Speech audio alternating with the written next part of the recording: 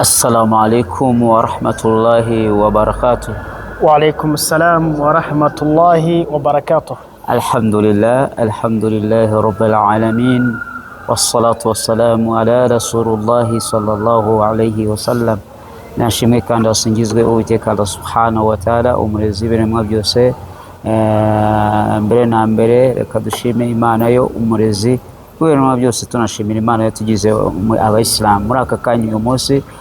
Noneho tugiye gukora ikiganiro ndi kumwe n'umuvandimwe wanjye umuvugabutumwa Hasani.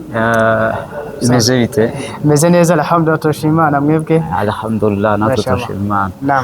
Uyu munsi rero Sheikh tugiye kwigisha ku isomo rigendanye no kwirinda ibiyobyabwenge.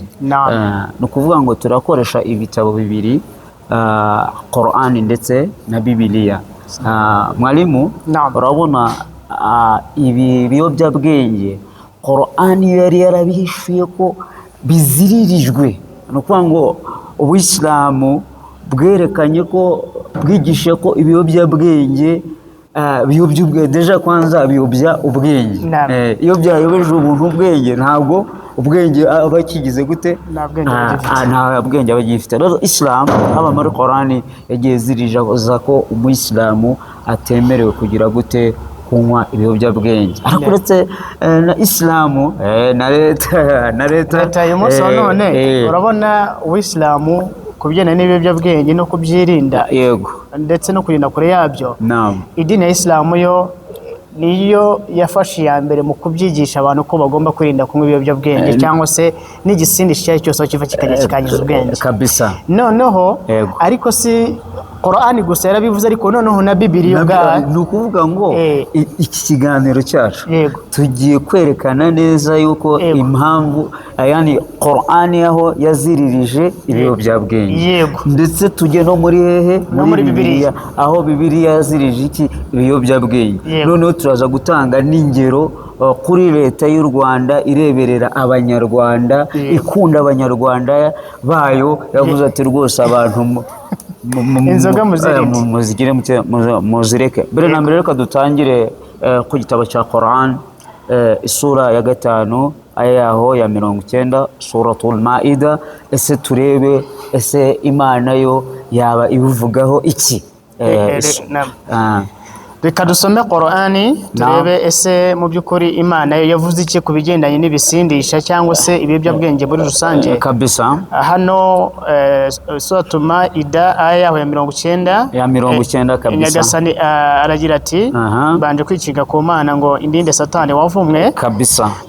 Hano Imana iragira iti yego 90 sura ya 5 ku murongo waho wa 90. Imana ubwayo tugiye kureba uburyo Imana itubwira cyangwa se itubuza.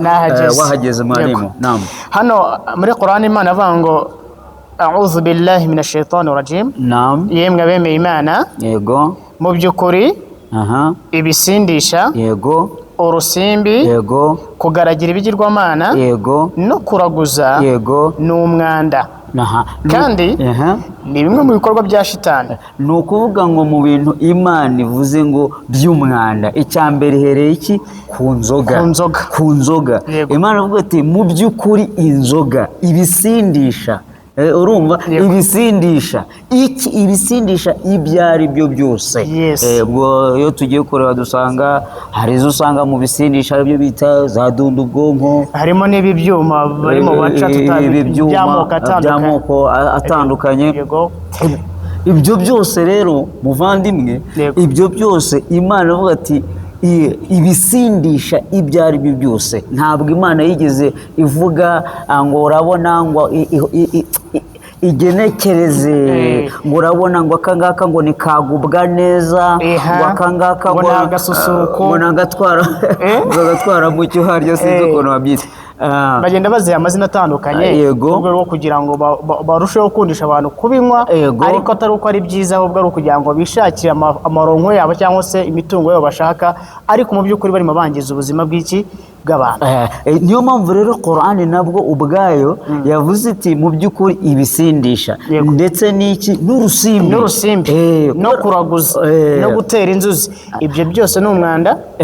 None kugira ngo tugende dusobanura kuri kamwe kamwe, urabona iyo aya ikubiyemo ibintu byinshi. Icya mbere ibisindisha, icya kabiri urusimbi. Nta muntu muzima wajya gukina urusimbi. Dukorera amafaranga tuvunnye bituragize tujye gukinisha amafaranga. N'ubundi abakinisha amafaranga ni ba bandi bakoze iki? Basinze badafite ubwenge kabisa. Komeza. Hanyuma hano nanone kandi Imana irongera kandi itwereka yuko ari umwanda wa shitani. Aho ni Imana bivuze muri Qur'ani, sibyo? Kandi buri kintu nanone tugomba kuzirikana ko muvandimwe, buriya ibisindisha byangiza ubwenge. Kandi iyo umuntu amaze kugira ubwenge, yafite ubwenge akabwangiza, aba yangije kimwe mu bintu by'ingenzi Imana yagize iki? Yamuhaye. Bivuze ngo tugomba kuburinda ubwenge bwacu, tuburinda ibiyobyabwenge. Aho harimo ibyo banywa nk'amazi cyangwa se banywa nk'abanywa icyayi bagasinda, hari ibyo banywa batumagura, hari n'ibindi bagenda banywa bigiye bitandukanye, za mayirungi, za mugo, urumogi n'ibindi byose. Uwo ni imyanda ya shitani. Hari impamvu twebwe nk'abayisilamu tugomba kugira iki? Kubigenda kure. Ariko mwarimu ntituze kwirengagiza, ese koko ibi ngibi turimo kubibona? Tubibonye ko Imana yitubwiye muri Qur'ani ikabitubuza ndetse ikabyita n'umwanda. Bivuze umuntu arimo kunywa inzoga, arimo kunywa iki? Umwanda. Uretse n'ibyo, no kugira ngo leta y'u Rwanda ifate icyemezo izihagarike, ifunge zimwe mu nganda, ni uko hari ibintu byagendaga zakorwagamo mu myanda. Ni ukuvuga ngo basangaga zitujuje ubuziranenge, usanga n'ubundi babikora mu bintu by'imyanda byangiza iki? Byangiza ubuzima bw'iki? Bw'abantu. Komeza muri iyo aya irakomeza ibisobanura neza. Noneho hano aya nanone tugarutse muri Qur'ani, hano Imana none iratubwira, irakomeza itubwira iti muri aya aho ya 91 niho ndi kwirukanka ngo mashyike kugira ngo tubashe kumva neza ububi bw'iki? Bw'inzoga. Ni ukuvuga ngo leta y'u Rwanda ubwayo yashyizeho iyi gahunda, Isilamu yari yarayibujije. N'ikindi mwarimu, niba hari n'umuyisilamu unywa inzoga, hari abayisilamu bazinywa, ariko ntabwo ari idini, ntabwo twebwe abayisilamu, ntabwo twebwe twamutuma, ntabwo ari mvango abayabikoze ku giti cye, kubera ko yinangiye kureka icyo cyaha. Ariko Isilamu iziriza inzoga ndetse n'igisa nacyo, yaba ari uwayinyweye, ari uwayiranze, ari uwayiguruye undi, mbese buri n'umutungo wayivuyemo muri Isilamu ni haramu kuba wagira iki? Wawukoresha umutungo wavuye mu nzoga. Ni ukuvuga ngo noneho mu rwego rwo kugira ngo twungurane ubwenge, kuba inzu yawe inzu yawe wiyubakiye n'amafaranga yawe, ntabwo byemewe ko wanayicururizamo iki? Inzoga. Sasa hari abakora amakosa ugasanga ntacuza inzoga, nta nayo ari umusilamu ariko akodesha umuntu ugiye kuzagira gute? Ugiye gucuzamo inzoga. Ibyo nabyo abo ngabo nabo bakora ibyo ngibyo na attention bagomba kubireka. Reka turebe inyandiko Qur'ani, ijambo ry'Imana muri Qur'ani atubwira ngo mu by'ukuri Shitani ashaka kubateza ubugome. Shayitani ashaka kugira gute? Kubateza ubugome. Komeza. Ndetse n'inzangano hagati yanyu. Uzarebe kugira ngo abantu bagirane amakimbirane cyane cyane ku mibanire y'abashakanye, akenshi na kenshi ava ku kintu cya mbere, ubusinzi. Ubusinzi bukabije bwo mu ngo burimo burasenya ingo, bugatuma abana batiga, bugatuma ingo buri munsi zirara zibuza umutekano karetse runaka, ugasanga abana barwaye igwingira kubera yuko ibyaka batunze babishyira mu nzoga. Shitani ishaka guteza iki? Ubugome n'inzangano akoresheje iki? Inzoga. Ako nawe shyira mu gaciro, wagiye gukorera amafaranga 5,000 wenda n'urugero, wasize sheri wawe, wasize madamu n'umwana, aziko wagiye guhaha, aziko wagize gute? Wagiye guhaha, noneho yewe yanagiye no kwikopesha yagiye no kwikopesha akazi ko umugabo yagiye mu kazi yagiye guhaha ayo mafaranga yose wakoreye ukagenda ukayanywa za dunda ubwonko tayari ukimara kudunda ubwonko n'ubundi warangije kubutakaza icyo gihe. Ikindi mwarimu, yego, ku bantu banywa inzoga, urabona kenshi iyo umuntu yinjira mu kabari, yego, akagenda atuje, afite gahunda yo kunywa dukeya kabisa, afite gahunda yo kunywera amafaranga makeya rwose, ariko yagera yapanze mu 5,000 kubera nka note 500 cyangwa 1,000. Sasa ubu bubi bwa rukoro iyo yinywa aho kugira ngo inyota ishire igenda igira iki yiyongera. No kuvuga ngo kugera no ku rwego ndetse gatoya, kugera no ku rwego iyo wamaze kumva uhazi abo usanzeho bose bitwa inshuti zawe. Gwiki uwiswe inshuti yawe, yego, uramugurira, yego, ubu uteye inshuti yawe mu gashwana. Niyo mpamvu umuntu ajya gushaka kujya kuri kontwa nta kibazo n'umuntu bagatangira kubitana amacupa, yego, sibyo, bagatangira kurwana bakamenagurana imitwe, yego, hagati ubwo inzangano zabonetse kuko abantu mwagiye muri amahoro mwumvikana, ariko kubera ubusinzi bwahuriranye murashwanye, murarwanye, ibibazo bigize iki biravutse. Rimwe na rimwe ugasanga witeje n'ibibazo byinshi biri bugene ingaruka ku muryango n'umuryango wawe. Komeza Qur'ani. Hano Qur'ani Imana yakomeza tubwira iti, yego, ndetse mu by'ukuri shitani ashaka kubateza ubugome n'inzangano hagati yanyu akoresheje ibisindisha n'urusimbi. Yego, kubera ko ibyo byo twabibonye ko urugo rurimo insindwe nyinshi ntago rutera imbere. Uyu munsi dufite abana benshi bacisha amashuri kubera yuko batabuze ubushobozi, ahubwo kubera nuko ibyo babona byinshi babishyira mu businzi cyangwa se mu buryo bwenge nk'ibyo. Abo babyeyi birirwa hehe mu tubare. No kuvuga ngo hari umugabo iwacu ejo bundi yaravuze leta y'u Rwanda iri kumena, abayobozi bari kumena bino biyoga bitujuje ubuziranenge. Yaravuze ati ngewe rwose mbabwiza ukuri, natahaga mu rugo nagasomye, nagera mu rugo nkasanga na madamu yagize gute yagasomye kibe kimwe kimwe. Urumva nk'abana bafite ababyeyi bameze gutyo, umva iterambere ryabo. Kubera ko mwarimu twasomye wenda Qur'ani, reka tunjire no hehe no muri Bibiliya. Ndamburira Imigani ibice 23 ku murongo waho wa 20 inshallah. Ibice 23 Imigani ku murongo waho wa 20. Naam. Imigani ibice 23 dusome ku murongo wa 20. Hano inyandiko iratubwira iti, hano iyi ni Bibiliya noneho ntabwo ari Qur'ani tuyokoresha. Hano inyandiko avuga ngo ntukabe mu iteraniro ry'abanywi b'inzoga. Ngwiki inyandiko iragira iti ntukabe mu iteraniro ry'abanywi b'inzoga. Mu iteraniro ry'iki ry'abanywi b'inzoga bishatse kuvuga iki? Nuko ngo hari n'abantu bajya mu kimina cyo kunywa inzoga, akavuga turazana 200 nozane 100 urazana 1000 n'undi 1000 duteranye. Usanga abantu nkaho bashatse ibibateza imbere, bashake ibibateza imbere, gira ihene, gira inka munyarwanda, yani gira mituweli. Ayo 200 bagatangije kugira ngo bagure icupa ryo kunywa cyangwa se batanye inzoga, bakayateranyije bashakisha uburyo bwo kwiyubaka kuyabone mituweli yo kwivuza cyangwa se kuviza abantu. Reka dusome inyandiko. Inyandiko yakomeza tubwira iti, yego, no mu barya oya soma neza. Ntukabe mu iteraniro ry'abanywi b'inzoga. Yego, icyo ni no mu barya no mu banyanda nini. Yego, bagira amerwe y'inyama. N'abanyenda nini bagira amerwe yo kugira gute yo kurya inyama.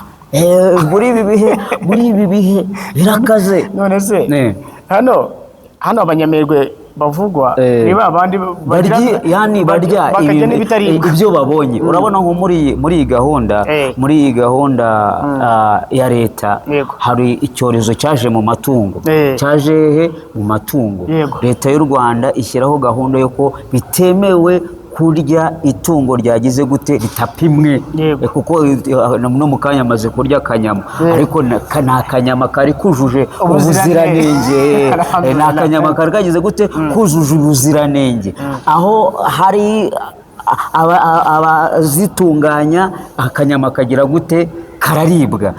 Noneho ariko abagira amerwe zo kurya inyama mu minsi yashize nta nubwo ari na kera hari inka basanze iwacu iyo ngiyo mu byaro iyo ngiyo inka yarapfuye iripfusha imaze kwipfusha baragenda barayishyingura bamaze kuyishyingura hamaze iminsi 5 bagize gute barayishyinguye baragenda bagira gute barayishyingura abaturage baragira gute bararya abantu baragenda bajya kwa muganga babintere nabangaba baba bavuga hanga ariko mwarimu urabona twasomye umurongo wa 20 sibyo reka ngira ngo hari wenda twanareba n'ingaruka z'abantu banywa inzoga twifashije Bibiliya nanone muri bino bice 23 dukoresha umurongo wa 29 kuvuga ngo kubera yuko yaba inzoga yaba n'inyama niyo mpamvu nashakaga ngo byose bihurire mu isomo rimwe nta kibazo naho turaza kuhagera nacyo ntabwo nta kibazo cangamo hano inyandiko iratubwira ngo ninde ubonye ishyano ni umunywi w'inzoga ninde uri gutaka cyane ni umunywi w'inzoga ninde ufite intonganya za buri munsi ni umunywi w'inzoga ninde wiganyira nose urumva arinde ni umunywi w'inzoga yego inyandiko ivuga ngo ninde ufite inguma zitagira impamvu uwo ni umunywi w'inzoga noneho ninde utukuza amaso ni umunywi w'inzoga ni abarara inkera yego n'abagenda bavumba inturire yego inyandiko yakomeza iti ntukarebe vino uko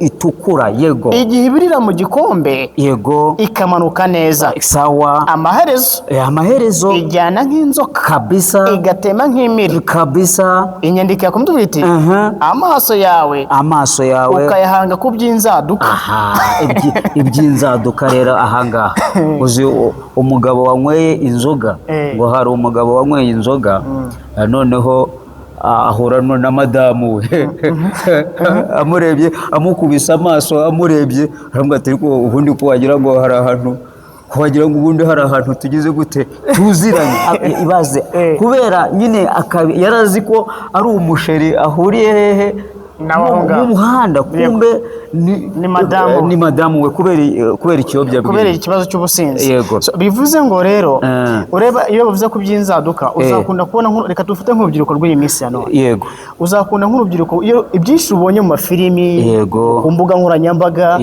akenshi ubona bashishikaje kubikora batitaye ku ngaruka zabyo burya akenshi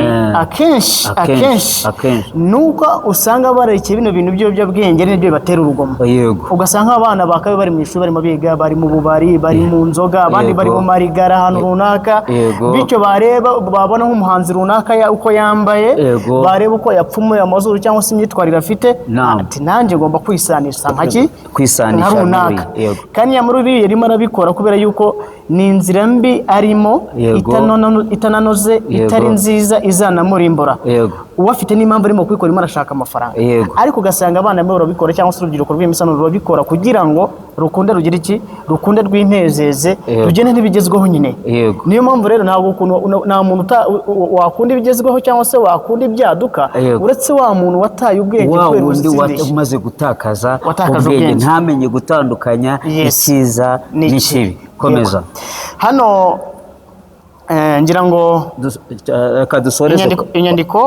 inyandiko ya nayishoje ndambura Yona igice kimwe ku murongo wa 5 ariho dusoreza ikiganiro cyacu inshallah tuzasubira Yona igice cya mbere ku murongo wa 5 inyandiko iragira iti abasare soma neza Yona igice cya mbere ku murongo wa 5 yego abasare baterwa n'ubwoba soma 2 abasare baterwa n'ubwoba soma ku murongo wa 2 nagariho yani 2:5 nyandiko iragira iti abasare 2:5 oya 1:5 gaya wanditse Yona ni Yona 2:5 yego handitse ngwiki abasare baterwa n'ubwoba umuntu wese utakambira ikigirwamana cye umuntu wese atakambira soma 2 twumve 2:5 yego ndavuga ni nciwe imbere yawe, nciwe imbere yawe, ariko nzongera kureba urusengero rwawe rwera. Yego. Amazi yarantwikiriye angera ku bugingo. Yego. Imihengeri yego harangose. Somera Yesaya 15:11. Dusome Yesaya 15:11. Yego. Yes, ahubwo ni Yesaya pana yona bibaho cyane. Yesaya 5 ku murongo waho wa 11 nihanga. Yes, reka dusome no murongo. Naam. Inyandikira gira iti, yego, bazabona ishyano abazinirwa no kuvumba ibisindisha kabisa, ndetse yego bakaba ari cyo biririrwa bakabirara inkera, yego, kugeza aho bahindure nk'abasazi, nk'abasazi. Yego. Ni ukuvuga ngo rero muvandimwe, umuntu wese wihase ikiyobyabwenge uko byagenda kose, kandi igisubizo cyabonetse. Yego. Inyandiko tuvuga ngo bazabona ishyano abazinirwa no kuvumba ibisindisha, sibyo? Yego. Bakaba ari byo birwa ndetse bakabirana n'inkera kujya aho bihindura nk'abasazi. Yego. Ni bimwe twahoze tuvuga twagarutseho. Nta munywi w'inzoga wateye imbere, nta musinzi cyangwa se nta muntu wizanisha mu kiyobyabwenge icyo ari cyo cyose. Twibutsa abantu ikiyobyabwenge ni iki? Ni icyo ari cyo cyose cyakwangiza ubwonko bwawe, kikabukura ku mwimerere nyagasani yagize iki yabuhaye. Wakinywa, wakihumiriza, wakinywa nk'umu itabi, ibyo byose ni iki? Ni ibiyobyabwenge. Hanyuma ikindi twakwibutsa abantu abavandimwe badukurikiye ni uko mu mpano ikomeye cyane Imana yaduhaye tuzindi zose ni ubwenge. Ubu bwenge bwacu dufite Imana yaduhaye, tugomba kwirinda kubwangiza dukoresha ibiyobyabwenge nk'uko twayibonye mu nyandiko zigiye zitandukanye. Kubera yuko urumva mwarimu, kubera yuko ubu bwenge twahawe nicyo gituma turuta ibindi biremwa byose bikuriye, kandi tugomba no kububungabunga kugira ngo tubashe kugira gute. Urabona impamvu uzabona umwana w'imyaka 8 ajya imbere y'inka nka 30 akazishora akazirongora akaziyobora. Impamvu si uko abazirusha imbaraga, si uko abazirusha ubunini, ahubwo ni bwa bwenge Imana yamuhaye butandukanye n'ubw'inyamaswa. Ubwo urwo n'urugero rwumvikana.